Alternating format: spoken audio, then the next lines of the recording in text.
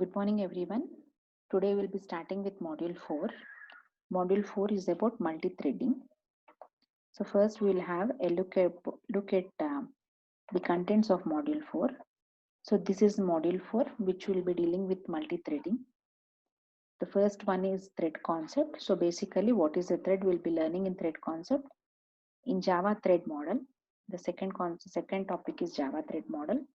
Here we'll be learning about the different states a thread exhibits.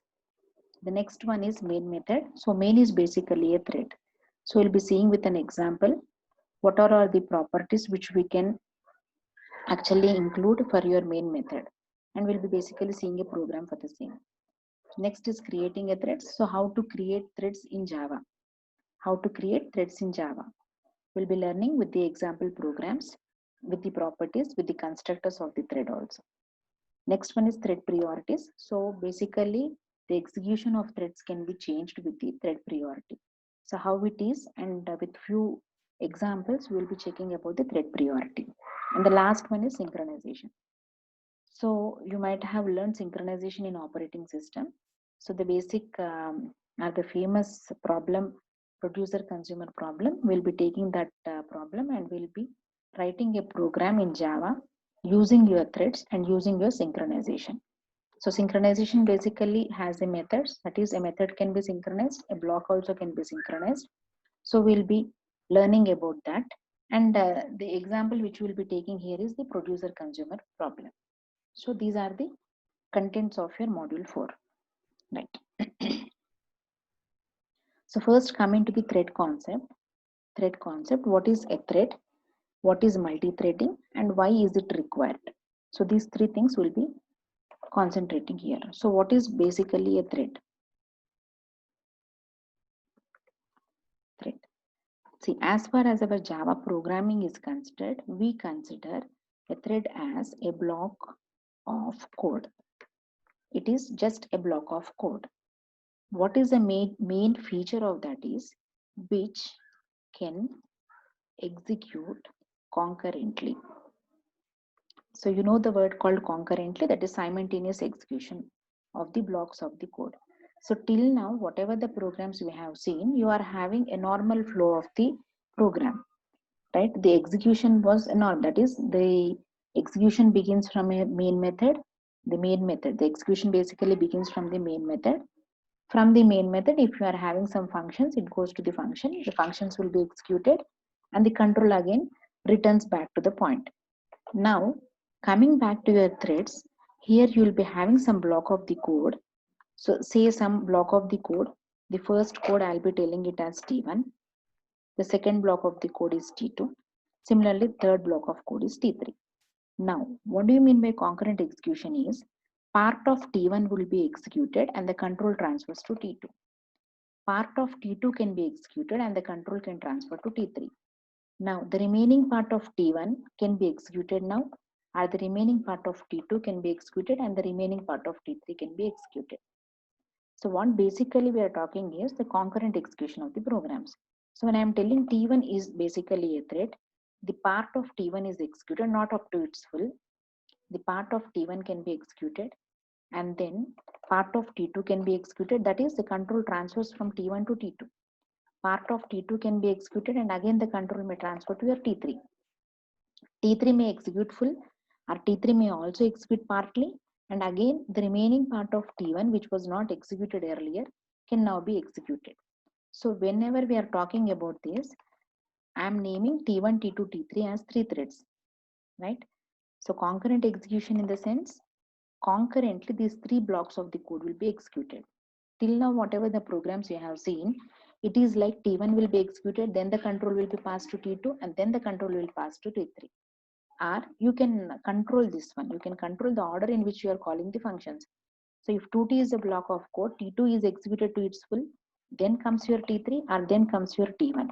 But remember that the control, when it is transferred to T1, it is fully executed and then the control is transferred to another part of the or another block of the code. But when we are talking about your threads, it is not like that. Thread T1 will execute, then it may execute fully or partly. It depends upon the program what you are writing. And then it comes to your T2. T2 also may execute partly or it may execute full. Again depends on the program. And again you will be having your T3 which can also execute partly. So what is happening here is my 3 blocks of the code will have concurrent execution. Now why is this required? Why is this required is, so I say that my T1 is a process which may be waiting for some device. What will happen here? If consider that a normal execution of the code, T1 is waiting for a device and this device is not free. It is taking some time to allocate for this particular T1. Means I am having a block of code where my T1 request for a device. Right? This is one operation, that's it. It is requesting for a device. So my T1 is actually taking some time. In the normal flow, that is normal programs, what will happen? T1 sometime it will receive this device, then it will execute to its full, then it goes, the control transfers to T2, then the control transfers to T3. Now what will happen is, while my T1 is waiting for the device, your T2 will take the control and your T2 will be executed up to its full or partly. In meanwhile, your T1 may get the device. T1 may get the device. Then what is happening? This waiting time, whatever this T1 was waiting for the device, whatever the time it was waiting for the device, meanwhile, your T2 may be executed. If it is still waiting for the device, your T3 also may be executed. Then the control goes back. By meantime, your T1 may get the device and it will also execute. So what we can observe here is, when I am taking the thread program, because I am telling that it is concurrently executed, it is your multi-threading. What do you mean by concurrently execution? T1 is executing partly, T2, the control transfers to T2, then the control transfers to T3, again the control can transfer to T1 and so on. So when there is a condition like this, see, until and unless it is not waiting, you don't find any difficulty. But consider that my T1 is waiting for this particular device. Meantime, why should your CPU be idle? That is what the major thing is. Why should your CPU sit idle? What will happen? Anyways, this is waiting for the device and your T1 cannot be executed completely till this particular device is allotted to T1. While it is waiting, your T2 may take the control, it can execute. Still, if T1 is not available, your T3 also may take the control and T3 also may execute. Meanwhile, your T1 has received this particular device. Now T1 will also be executed. So it is clear that this sort of the programming is required for your programs usually. It is very clear, because if you keep waiting, this T1 may take some time, right? And your CPU time is actually wasted.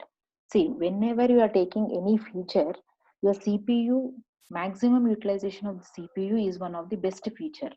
Whenever you are writing your programs are usually CPU should be used up to its maximum, right? For that, to enable that, your thread concept is there.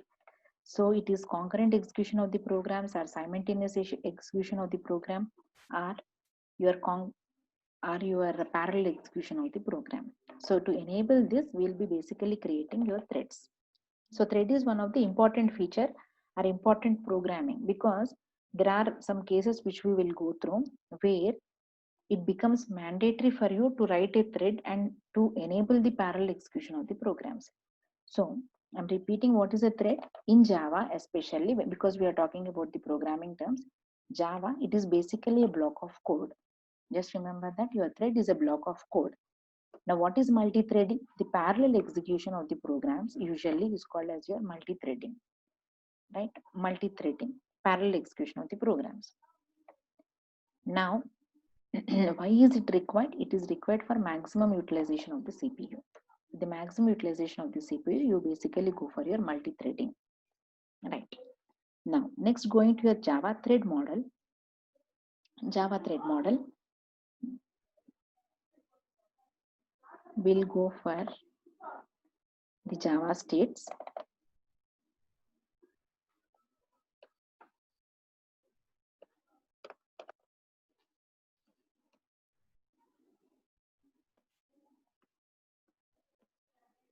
Now see here. this is your Java thread model. We'll be basically learning about the states a thread exhibits. So the first state is new state. When a thread is created, or you can call as when a thread is born, when an instance of a thread is created. In programming terms, when an instance of a thread is created, you say that the thread is in the new state. Now, once this particular thread is calling the start method, it goes to runnable state. When initially a thread instance is created, it will be in your new state. Once this particular thread is calling a start method, thread jumps to the runnable state. Runnable state is a state where, right, I can have many threads in the runnable state, but only one thread will be running. So you will be having a thread scheduler here. Consider that T1, T2, T3 are three threads. You will be basically having a thread scheduler which will choose which thread to run. So now it may pick T1, then it will send that T1 to running state, right? So try to understand the difference between these two. The first is your new state where you will be creating an instance of a thread.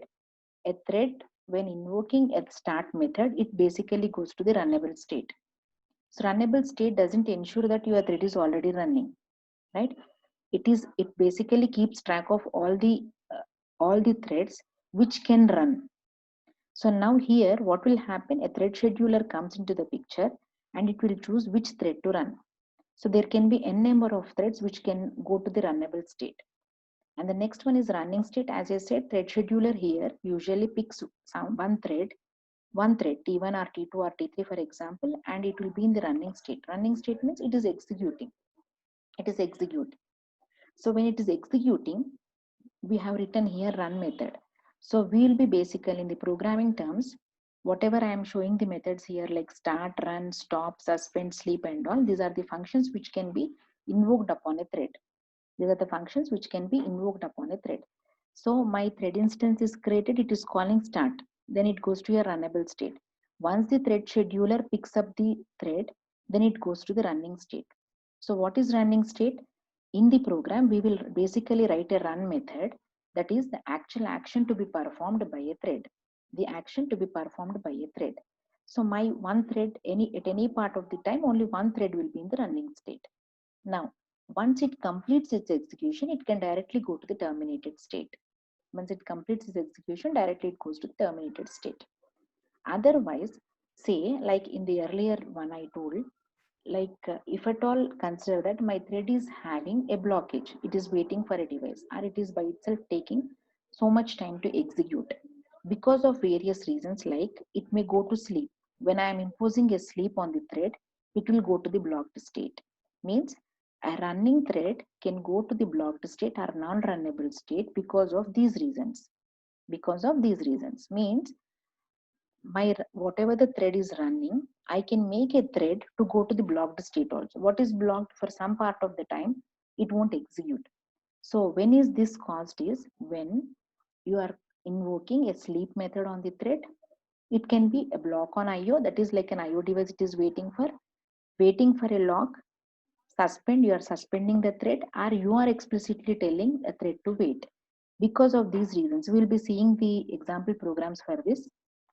So because of these reasons, a running thread can go to the blocked state, which is actually a non-runnable state. Now, when it went to the blocked state, again it can come back to the runnable state and then only it can go for running state, right?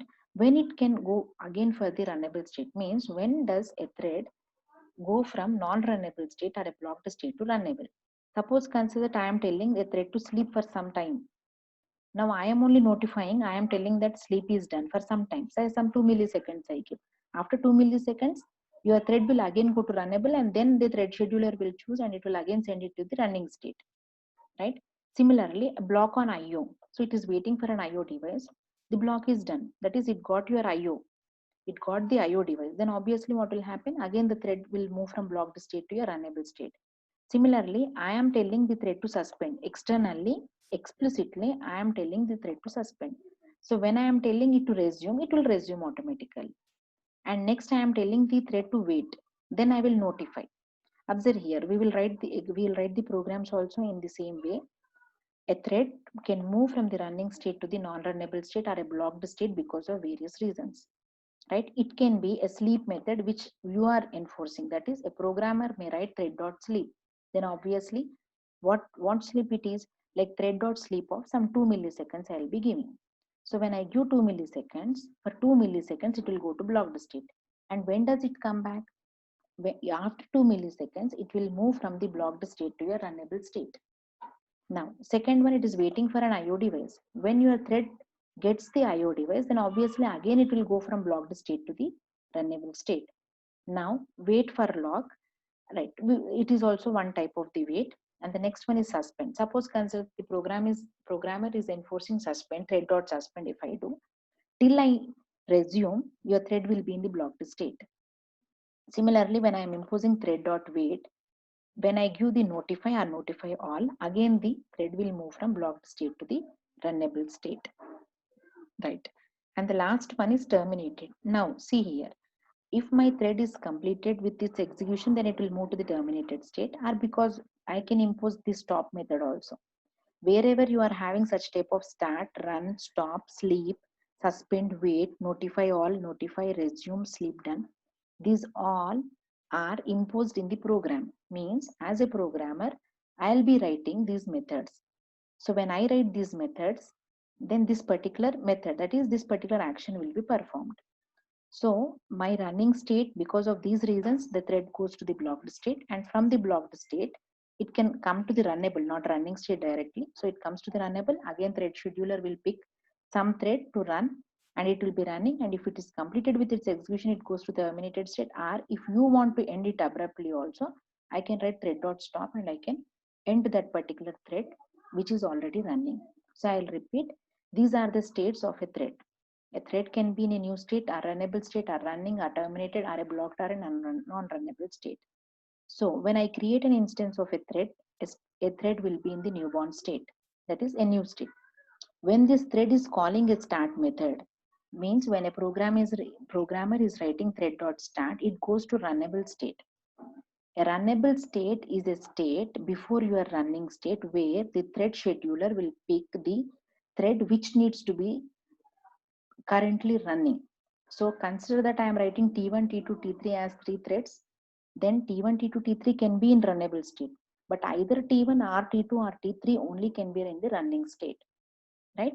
So from the runnable, it goes to the running state. If your thread scheduler picks up your T1, T1 will be running. If T1 completes its execution, it can go to the terminated state. Or if I am telling T1 dot stop also, it can reach to terminated state. By itself, implicitly or by explicitly, a thread can go to the blocked state also. So when does your thread go to the blocked state? When you are telling it to sleep for some span of time, sleep of some 2 milliseconds I am giving. So obviously your thread will go to the blocked state. By itself, implicitly, it can go to the blocked state for waiting for some device, that is your block on IO, right? It can also wait for the lock also. Similarly, as a programmer, I can impose thread.suspend. Then it will be suspended. Even this is associated with the time. And then wait also. That is wait also, you can give some time, right?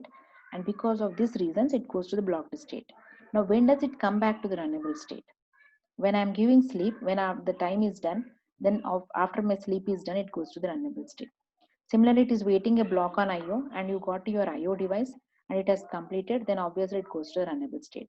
For suspend, if a programmer is writing thread.suspend, till you give thread.resume, it will be in the blocked state. If I am giving a wait till I notify, the thread will be in the blocked state. So these are the states which a thread usually exhibits, right? Now we'll be seeing an example program for this. Right. Go for your Eclipse. Now see here. This is a normal package which will, the first statement, my package is lab pgms. Here, this is my package lab pgms. Right. Now, there are two ways of creating your threads. In the Java program, there are two ways of creating a thread. So the first easiest one will be extends thread. See now, till now we have never used anything like extends thread and all. We were creating the programs like class A, class B and class C. And the usual way of calling the methods will be by an instance. So you'll be creating an instance of your class A and call the run method. You'll be creating an instance of class B and call the run method. And the program execution begins from your main.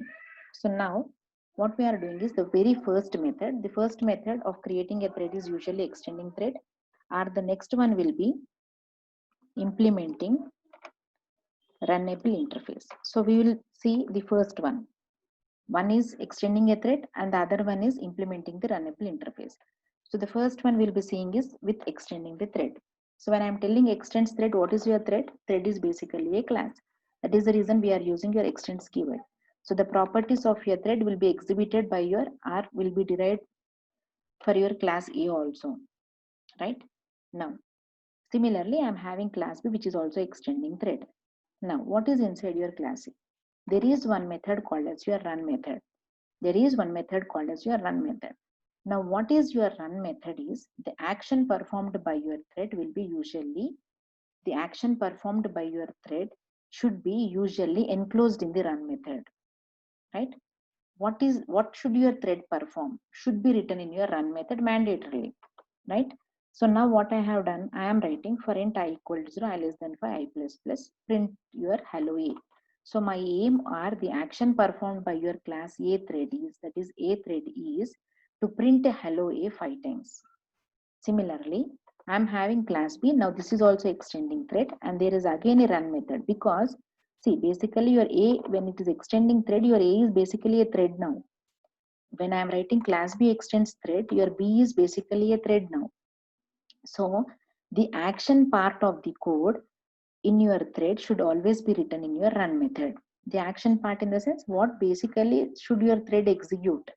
What is the action done by your A thread? What is the action done by your B thread? So that should be enclosed in the run method. Similarly, now similar to this hello A, I am again writing one loop, I equal to 0, I less than 5, I plus plus hello B. So what is this? My class B, which is basically a thread, in the action method called as the run method will print your hello B 5 times. So how many threads we have defined here? When I am writing class A extends thread, A is by default now a thread. Similarly, my B is also a thread.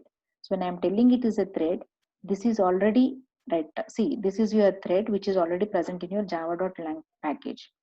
So whatever the properties of your thread will be already inherited by your class A as well as class B also, right? Now, this is my main class. This is my main class and the file name is also same here.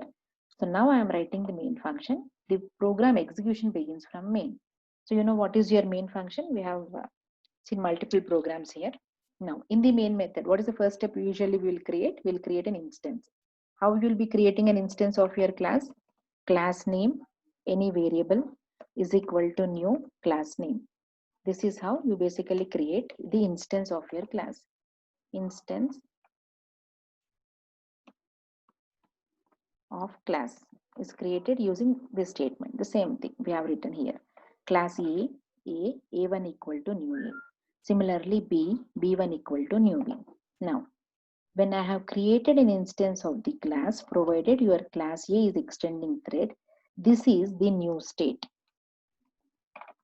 This is the new state. That is newborn state for this particular thread. Right. Now this is also the same thing. What is happening here? This is also the new state for B. So class A and class B, this is the new state, the first state. Next one is your start. Right. We'll go back once.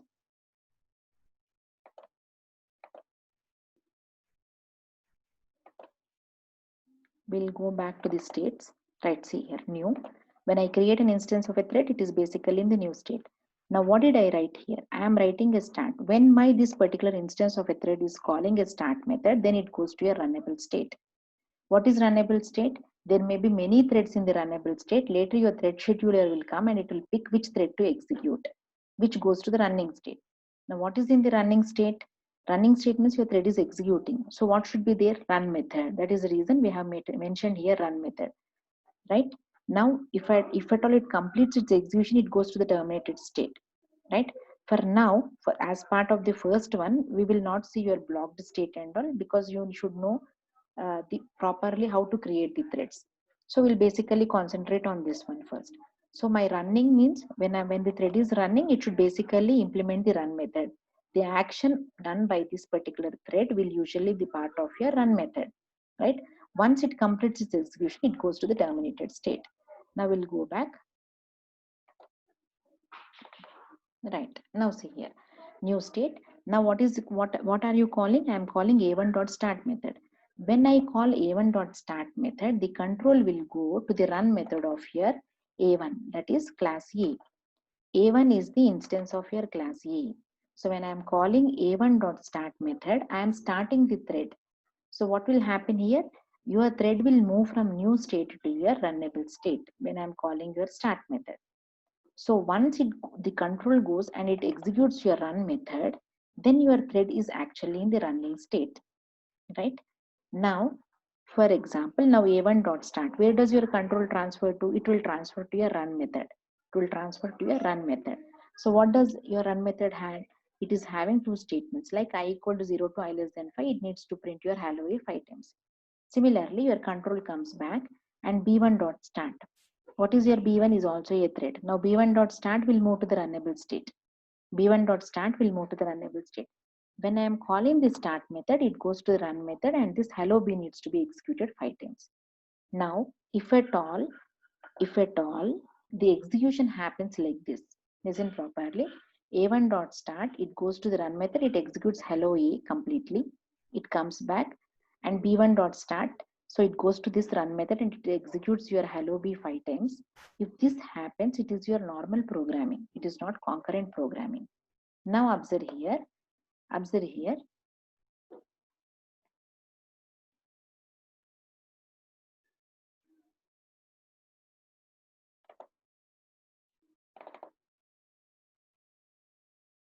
Right. Here all of you. Your main is basically already a thread. Main is a thread. Now how many threads you have created? A is one thread and you are having one more thread called as your B thread. Where does your program begins its execution? From the main. Main is already a thread, so this is already running. Next, from the main method, you are invoking or you are calling the A method, that is A thread. Now how many threads are there? I'm having a main thread which is already running and I'm having a thread which is already running. When I said you about the thread, I clearly told that thread by itself has concurrent execution. The nature of your threads is it will have concurrent execution. So when I'm talking about your main method was the first thread which is running. Main is a thread.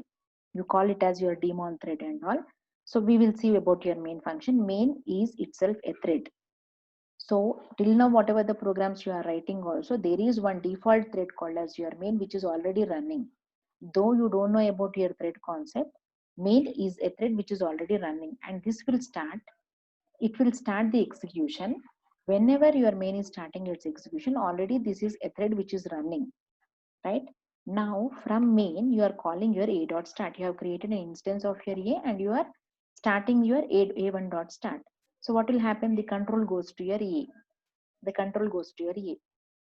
Now in between, actually there exist two threads which are already running. So there may be a case like your main method is running, it will start your a method, just start the a method, initialize the a method, and meanwhile it can jump again back to your main method also. So when you come back to the main method, what are you doing? The next step is I am starting your b thread. Now how many threads are running? I'm having already a main thread, then I'm having the a thread, and then I'm having the b thread. So these three threads will keep running parallelly.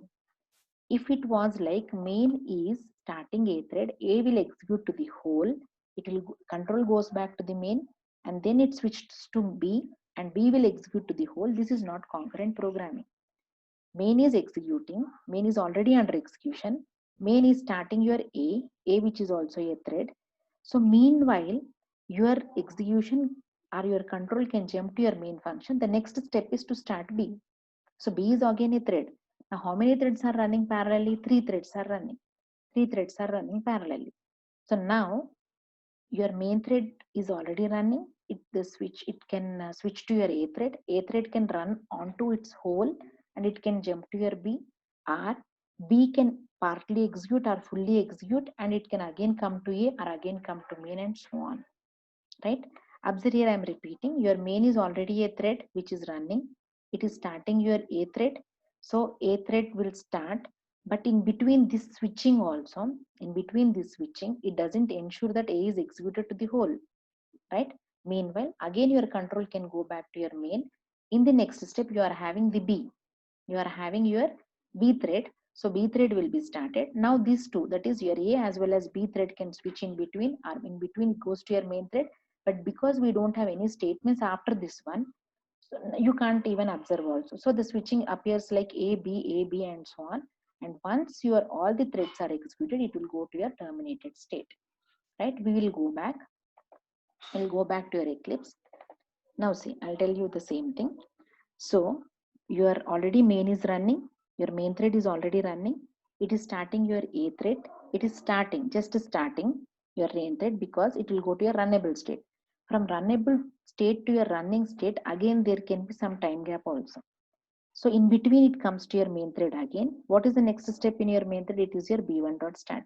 So now B is also running. So parallelly, how many threads are running here? 3 threads are running, main, A and B, right? The control keeps transferring from your main thread to A to B, or B to A, or B to main, or main to A, and so on. You can't even guess also, because this is what you mean by the concurrent programming, right? So for example, if at all it is like I am starting A, it is executing A completely, then it returns back and then it executes completely B, then it is not concurrent programming, right? So how many threads are there in this program? 3 threads are there in total in this program. One is main thread, one is your class A thread, and the next one is your class B thread, right? Now what will happen? This is one block of the code which is thread, this is another block of the code which is thread, and this is itself a thread. So my control keeps jumping from your main to A and A to B, or B to A and main, and so on. So this is what exactly you require also. This is your concurrent programming. Now we will see the execution of this program.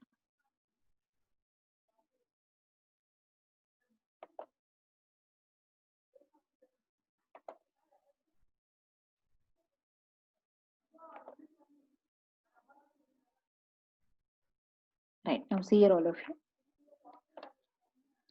Right, what is the output you got? A got started, hello A, hello is printed to the whole, and then it returned to your hello B. Right, it looks like as if there is no concurrent programming. A is started, that is main thread is started, it goes to your A thread, A is executed to its whole and it comes to your B. Right, hello A 5 times and then hello B 5 times. Now what I'll do is I'll increase this one. I'll increase this to some 15, and even I will increase this also to 15. Right, I'll save this program.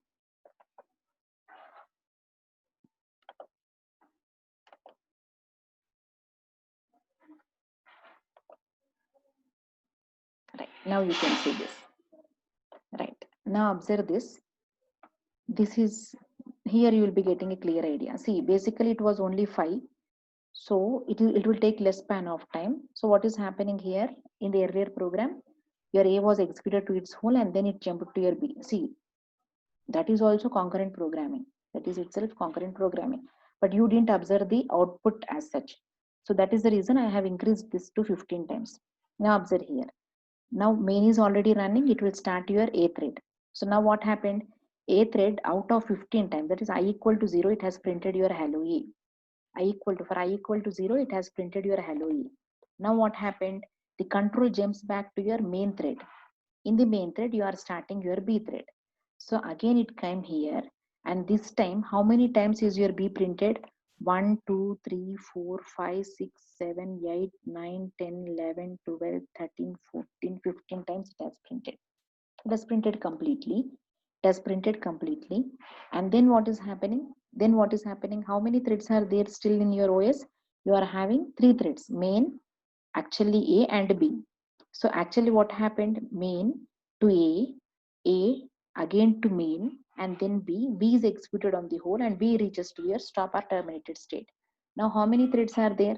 There are 2 threads here. So main thread as well as your class A thread. Then there is no other thread, and your A main also is not having any more statements in it. So the rest 14 times it is printing your hello A. The rest 14 times it will print your hello A here, right? And after that your A also reaches to your terminated state, and because there are no statements left here, your main also reaches to your terminated state. Observe here all of you, you can see this is concurrent programming completely. In the earlier, if you have given your 5, hello A was printed 5 times and then hello B was printed. You can't guess the output here because it purely depends upon your processor time and many other parameters also. So, but you can see that there is parallel execution, that is concurrent execution, because by itself the nature thread is concurrent execution. Concurrent thread has concurrent execution. So that is the reason you are having your main function. Main thread is started. You have created two instances of your A as well as B. A and B are now threads. So by itself, it will have your concurrent programming nature. Now when I'm talking about A1.start, actually the control has gone here. That is the reason first time you have printed your hello A one time. Remaining how many times it is pending? Still 14 times it is pending. Meanwhile, what happened? The control jumped to your main function. What you are doing in main function? You are starting your B1.start. So as per your B1.start, what should happen? It should go to your run method here. Now here, I said you the output purely depends upon the processor time. So now here it has executed your hello B completely. There may be some chances like in middle, again it can jump to your A and again come back to your B also, right? So now what has happened? It executed your hello B completely 15 times. Now your B thread will go to your terminated state. And then how many threads are there in the loop? Your class A as well as your main. So now there are no execution statements further in your main. So it keeps executing your hello A and it goes to the terminated state, and then your main thread also goes to the terminated state, right? I'm repeating, you are basically having your main thread, then your class A thread, then your class B thread. So you will be having concurrent. This is what you mean by concurrent execution. If it say it was only a function will execute completely and it transfers the control, then your this function will be executing completely. But here you can see now another run. Once again we'll be running the program. Observe the output, all of you. Now see here. For the third run, what happened? Your hello is printed for 15 times and then your hello B is printed for 15 times. The same program, I didn't do any changes. But you can observe that there is different set of outputs you will be getting. Now here what happened? Your main, your A as well as B is running. So A has run, that is your A1.start will invoke your run method. It will execute, it is executing for 15 times, and then it comes for your B and it is executing. Now this you can't guess. See what is happening here is your A1.start leads your A1 to go to a runnable state. Thread scheduler may pick your A and it is running up to its whole. In meantime, it will jump to your main thread also, and B1.start also will make sure that your B is also in runnable state. So that is what happened in the last one. That is the reason your thread scheduler picked your B and your B was executed to its whole, and then it returned the control to your A. But now that is not the case. What is happening here? You are having hello A which is printed for 15 times, and then after this again the scheduler picks your B. It may pick your B, but again meantime it will have the jump also. That is because of your concurrent execution. Now your hello B. Now one more run I will be giving.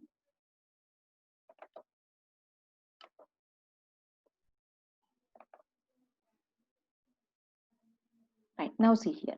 How many times it has printed? You can see the last one, hello A last. Means it has printed 14 times. Hello A is printed 14 times, and then hello B is executed to its whole. And then again your hello A, which was partly left earlier, is again given a chance to execute. Now you can see this is how a concurrent execution of the program is. Concurrent, and each and every run depends upon the processor time and many other parameters. That is the reason you can't even guess what is the output of your threads. But one thing is of sure that it will have the concurrent execution. Now observe here, the very first one, what I said you is your thread is having basically concurrent in nature, concurrent execution in nature. In this program, I have created two threads, and main by itself is a thread. So you are having three threads running. Main will start your A thread and main will start your B thread also. So main, A thread and B thread. Now you can observe here. First A1.start, it went here. It has initialized and it has printed some 14 times. See, when it has initialized, When it is taking some time, meanwhile, your B thread also can come to your runnable state when it jumps to your main function B1 dot start. So your main, your A as well as B keeps executing in your concurrently, right? That is the reason. Now one more run I'll give you so that you can understand.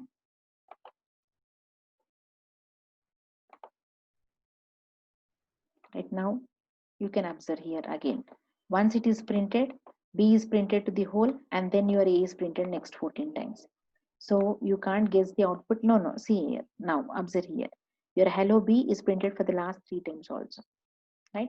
That means for 15, 12 times your, see, hello is executed one time, hello A is executed one time, and then the control makes sure that your hello B is executed for 12 times. Then the hello is executed for remaining time, and then again for your hello B is executed for your next 3 times. So this purely depends upon the processor time, as I said, but you can observe clearly that there is a concurrent execution of the programs, concurrent execution of the blocks of the code, which is your thread. So this is how now the programs also will be written. This is basically one program to show what is concurrent execution. You can increase this number of steps. See, if I give 1 or 2, you may not feel that there is actually some concurrent execution is happening also. That is the reason I have increased this number 15 times. You can increase 20, 25 and all. So you can see each and every run will be different, but it will make sure that you are having the concurrent execution of the programs. Clear all of you?